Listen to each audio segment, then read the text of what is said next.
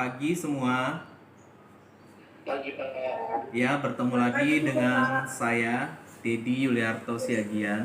Pada saat ini kita akan mempelajari tentang pendirian bank. Ya, slide-nya terlihat di layar kalian. Terlihat Kakak. Ya, jadi Slide-nya nggak kelihatan. ini slide-nya terlihat sudah ya? Oh, belum terlihat ya? Baik, akan saya perlihatkan slide-nya, presentasikan sekarang. Belum Pak. Iya, iya.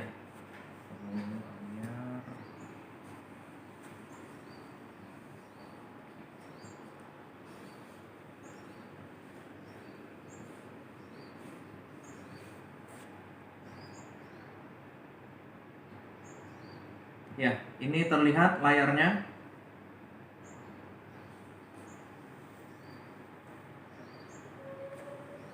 Halo, terlihat?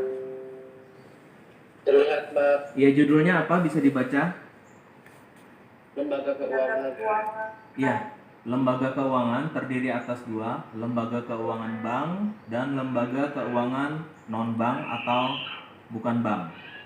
Ya, tiga tugas utama bank yaitu sebagai penghimpun dana, penyalur dana, dan perantara dalam lalu lintas pembayaran.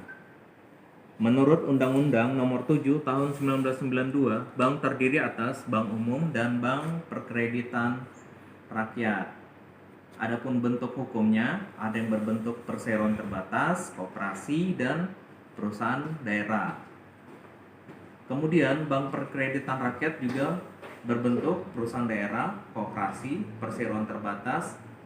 Ada bentuk lain yang ditetapkan oleh PP atau peraturan pemerintah.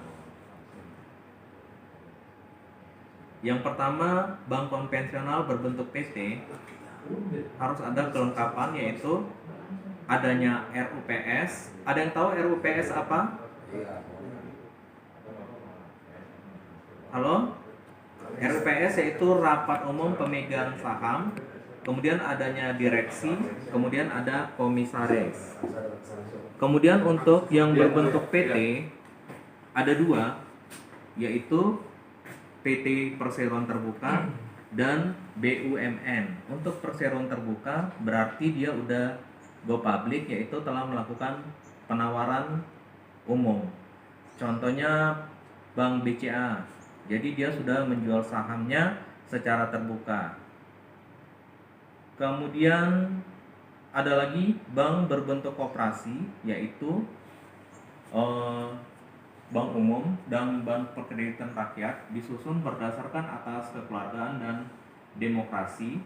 Kemudian pengelolanya bertanggung jawab terhadap pengurus melalui rapat anggota dan rapat anggota luar biasa. Kemudian ada lagi bank berbentuk perusahaan daerah. Contohnya Bank Jabar Banten, Bank Jateng, dan bank lainnya. Mayoritas modalnya dari perusahaan daerah yang dimiliki oleh pemerintah daerah. Kemudian perusahaan bentuk badan hukum bank, yaitu untuk perubahan, apabila melakukan perubahan yang darinya status bank daerah menjadi bank konvensional harus mendapat persetujuan dari Gubernur BI dengan melalui dua tahapan, yaitu persetujuan prinsip dan pengalihan izin usaha. Mekanisme perubahannya ada 6. Yang pertama, melalui RUPS, kemudian mengajukan permohonan ke BI, kemudian penolakan atau penerimaan oleh BI, kemudian apabila diberikan izin prinsip dilakukan proses selanjutnya. Kemudian dari izin prinsip ada lagi mengalihkan izin usaha dari yang lama kepada yang baru, misalnya dari bank daerah menjadi bank konvensional atau dari BPR menjadi bank konvensional. Kemudian ada persetujuan atau penolakan yang dilakukan oleh Gubernur BI, kemudian pelaksanaan perubahan selambat-lambatnya 10 hari setelah penerbitan Gubernur BI. Jadi kalau misalnya 10 hari sudah disetujui, tapi dia telat, berarti harus dari awal lagi.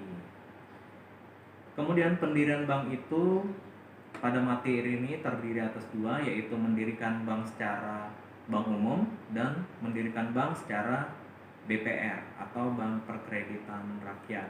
Pendirian bank umum ini dapat didirikan yaitu WNI atau WNA dengan badan hukum asing secara kemitraan.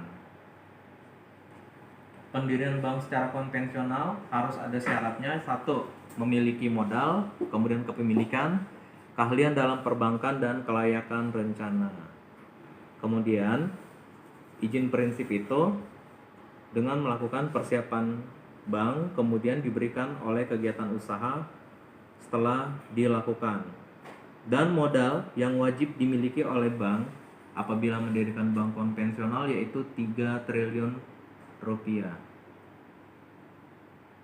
Permohonan untuk mendapatkan persetujuan prinsip ada item-itemnya. Yang pertama, rancangan akta pendirian, data kepemilikan, data calon anggota, sampai surat pernyataan dari calon pemegang saham bahwa modal tidak berasal dari pinjaman. Nah, demikianlah garis besar tentang pendirian suatu bank.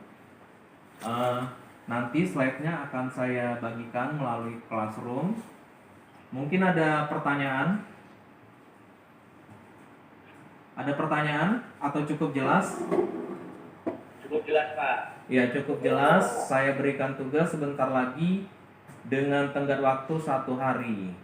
Selamat pagi. Terima kasih.